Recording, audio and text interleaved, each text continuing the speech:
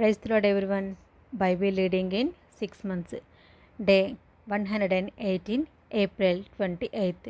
రెండవ భాగంగా యెషయా గ్రంథం 54వ అధ్యాయం నుండి చదువుకుందాం. గొడ్రాల పిల్లలు కనని దాన జయగీతమెత్తుము, ప్రసవ వేదన పడని దాన జయకీర్తననెత్తి ఆనందపడము. సంసారి పిల్లల కంటే విడవబడిన దాని పిల్లలు విస్తారమగుదురని యెహోవా సెలవిచ్చుచున్నాడు. నీ గుడారపు స్థలమును విశాలపరచుము, నీ నివాస స్థలముల తెరలు నిరాటంకముగా సాగనిమ్ము. నీ త్రాళ్లను పొడుగు చేయుము, నీ మేకులను దిగగొట్టుము. కుడివైపునకును ఎడమవైపునకును నీవు వ్యాపించెదవు. నీ సంతానము అన్ని జనముల దేశమును స్వాధీనపరచుకొనును. పాడైన పట్టణములను నివాస స్థలముగా చేయును. భయపడకుము, నీవు సిగ్గుపడనక్కరలేదు. అవమానమును తలంచుకుము, నీవు లజ్జపడనక్కర్లేదు. నీవు నీ బాల్యకాలపు సిగ్గును మరచిదువు, నీ వైదవ్యపు నిందను ఇక మీదట జ్ఞాపకం చేసుకొనవు. నిన్ను సృజించిన వాడు నీకు భర్తయ్య ఉన్నాడు. సైన్యములకు అధిపత్యగు యెహోవా అని ఆయనకు పేరు. ఇశ్రాయేలు యొక్క పరిశుద్ధ దేవుడు నీకు విమోచకుడు. సర్వలోకమునకు దేవుడని ఆయనకు పేరు. నీ దేవుడు ఈ మాట సెలవిచ్చుచున్నాడు.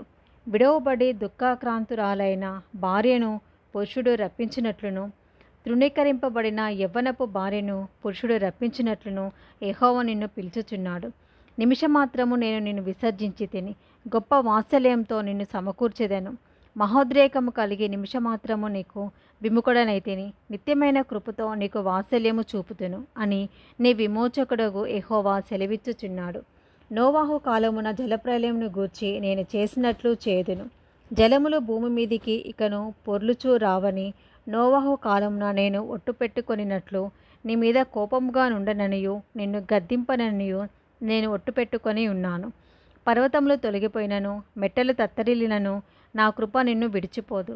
సమాధాన విషయమైన నా నిబంధన తొలగిపోదు అని నీ యందు జాలిపడు యెహోవా సెలవిచ్చుచున్నాడు. ప్రయాసపడి గాలివాన చేత కొట్టబడి ఆదరణ లేక ఉన్నదానా, నేను నీలాంజనములతో నీ కట్టడమును కట్టుదును, నీలములతో నీ పునాదులను వేయుదును. మాణిక్యమణులతో నీ కోట గుమ్మములను, సూర్యకాంతములతో నీ గుమ్మములను కట్టుదును. ప్రశస్తమైన రత్నములతో నీకు సరిహద్దులు ఏర్పరచెదను. నీ పిల్లలందరూ యెహోవా చేత ఉపదేశము నొందుదురు.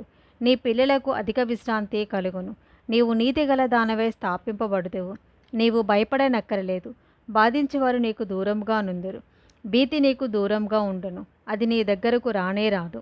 జనులు గుంపు కూడినను వారు నా వలన కూడరు. నీకు విరోధముగా గుంపు కూడు వారు నీ పక్షపు వారగుదురు. ఆలకించుము. నిప్పులూది తన వృత్తికి తగినట్టుగా పనిముట్టు చేయు కమ్మరిని సృజించిన వాడను నేనే. నాశనము చేయుటకై పాడు చేయువాని సృజించువాడను నేనే. నీకు విరోధముగా రూపింపబడిన ఏ ఆయుధమును వర్ధిల్లదు. న్యాయ విమర్శలో నీకు దోషారోపణ చేయు ప్రతివానికి నీవు నేరస్థాపన చేసేదవు. యెహోవా యొక్క సేవకుల నీతి నా వలన కలుగుచున్నది, ఇది వారి స్వాస్యము. ఇదే యెహోవా వాక్కు. యెషయా గ్రంథం 55వ అధ్యాయము. దప్పుగొనిన వారలారా నీళ్ళ యొద్దకు రండి. రూకలు లేని వారలారా మీరు వచ్చి కొని భోజనము చేయుడి. రండి, రూకలు లేకపోయినను ఏమియు నీయకయే ద్రాక్షారసమును పాలను కొనుడి. ఆహారము కాని దాని కొరకు మీరేలా రూకలిచ్చెదరు? సంతుష్టి కలుగజేయదాని కొరకు మీ కష్టాజితమును ఎందుకు వ్యయపరిచెదరు? నా మాట జాగ్రత్తగా ఆలకించి మంచి పదార్థము భుజించుడి. మీ ప్రాణము సారమైన దాని యందు సుఖింపనీయుడి. చెవి ఎగ్గి నా యుద్ధకు రండి. మీరు విని నెడలా మీరు బ్రతుకుదురు. నేను మీతో నిత్య నిబంధన చేసేదను. దావీదునకు చూపిన శాశ్వత కృపను మీకు చూపుదును. ఇదిగో, జనములకు సాక్షిగా అతని నియమించి తిని, జనములకు రాజుగాను అధిపతిగాను అతను నియమించి తిని. నీవెరగని జనులను నీవు పిలిచెదవు. నిన్నెరుగని జనులు యెహోవా నిన్ను మహిమపరచగా చూచి నీ దేవుడైన యెహోవాను బట్టి, ఇశ్రాయేలు పరిశుద్ధ దేవుని బట్టి నీ యొద్దకు పరిగెత్తి వచ్చిదరు. యెహోవా మీకు దొరుకు కాలమునందు ఆయనను వెదకుడి. ఆయన సమీపంలో ఉండగా ఆయనను వేడుకొనుడి. భక్తిహీనులు తమ మార్గమును విడవవలెను, దుష్టులు తమ తలంపులను మానవలెను. వారు యెహోవా వైపు తిరిగినెడల ఆయన వారి యందు జాలిపడును. వారు మన దేవుని వైపు తిరిగినెడల ఆయన బహుగా క్షమించును. నా తలంపులు మీ తలంపులు వంటివి కావు, మీ త్రోవలు నా త్రోవల వంటివి కావు. ఇదే యెహోవా వాక్కు.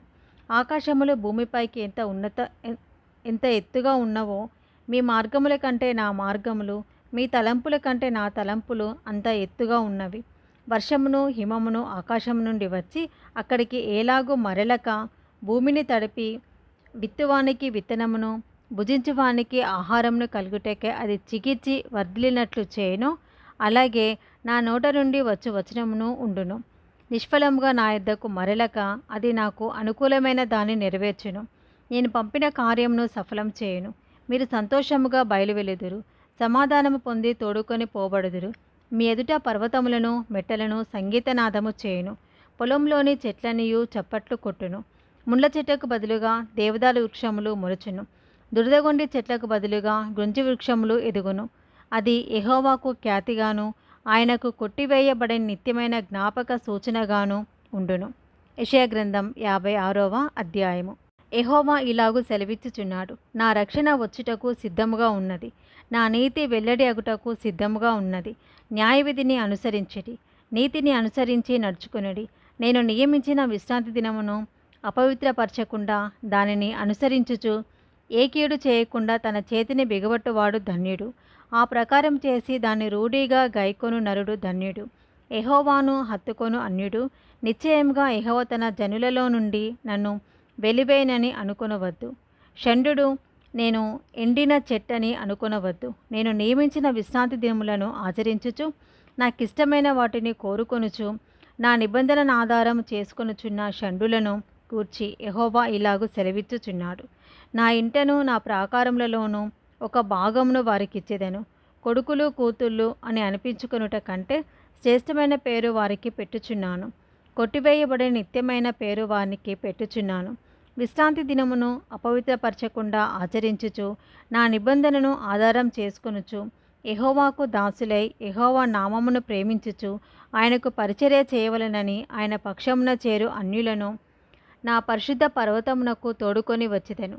నా ప్రార్థనా మందిరములో వారిని ఆనందింపచేసెదను. నా బలిపీఠము మీద వారు అర్పించు బలులను నాకు అంగీకారములగును. నా మందిరము సమస్త జనులకు ప్రార్థనా మందిరం అనబడును. ఇశ్రాయేలులో వెలివేయబడిన వారిని సమకూర్చు ప్రభువగు యెహోవా వాక్కు ఇదే.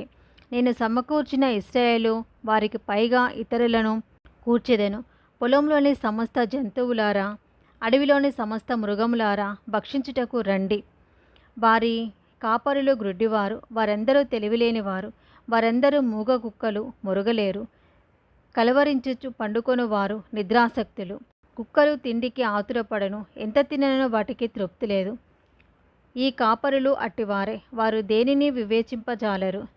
వారందరూ తమకిష్టమైన మార్గమున పోవుదురు. ఒకడు తప్పకుండా అందరూ స్వప్రయోజనమే విచారించుకుందరు. వారిట్లందురు, నేను ద్రాక్షారసము తెప్పించెదను, మనము మద్యము నిండారగునట్లు త్రాగుదము రండి. నేడు జరిగినట్టు రేపు మరి లక్షణముగా జరుగును. యెషయా గ్రంథం 57వ అధ్యాయము. నీతిమంతులు నశించుట చూచి ఎవరినూ దానిని మనసున పెట్టరు. భక్తులైన వారు తీసుకొని పోబడుచున్నారు.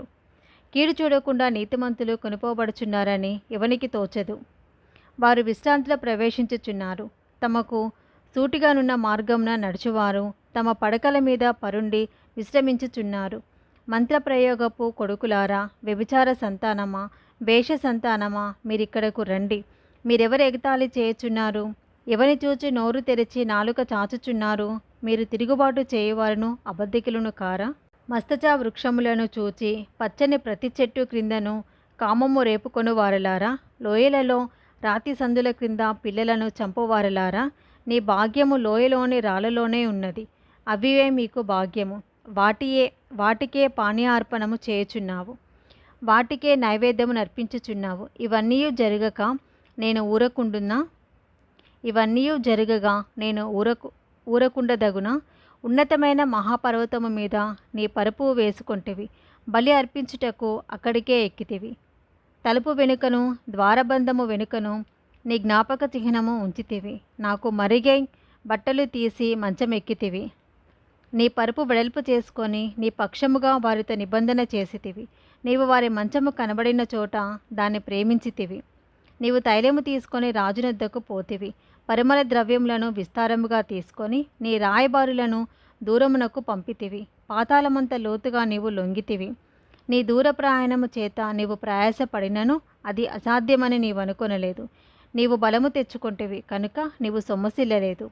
ఎవనికి జడిసి భయపడినందున ఆ సంగతి మనస్కరింపకపోతివి. నీవు కలలాడి నన్ను జ్ఞాపకం చేసుకొనకపోతివి. బహుకాలం నుండి నేను మౌనంగా నుండినందుననే కదా నీవు నాకు భయపడుటలేదు. నీ నీతి ఎంతో నేనే తెలియచేసేదను. నీ క్రియలు నీకు నిష్ప్రయోజనములగును. నీవు మొరపెట్టినప్పుడు నీ విగ్రహముల గుంపు నిన్ను తప్పించునేమో. గాలి వాటన్నిటినీ ఎగురగొట్టును కదా. ఒకడు ఊపిరి విడిచినంత మాత్రమున అవి అన్నీయు కొట్టుకొని పోవును.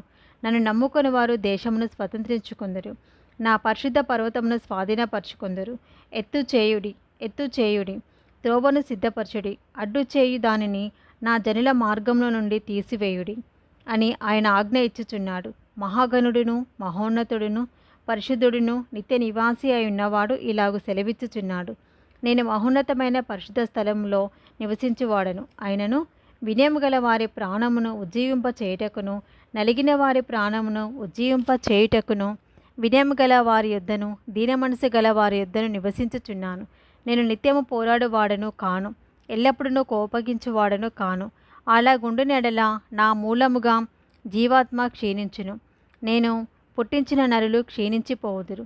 వారి లోపము వలన కలిగిన దోషమును బట్టి నేను ఆగ్రహపడే వారిని కొట్టి తిని, నేను నా ముఖము మరుగు చేసుకొని కోపించి తిని.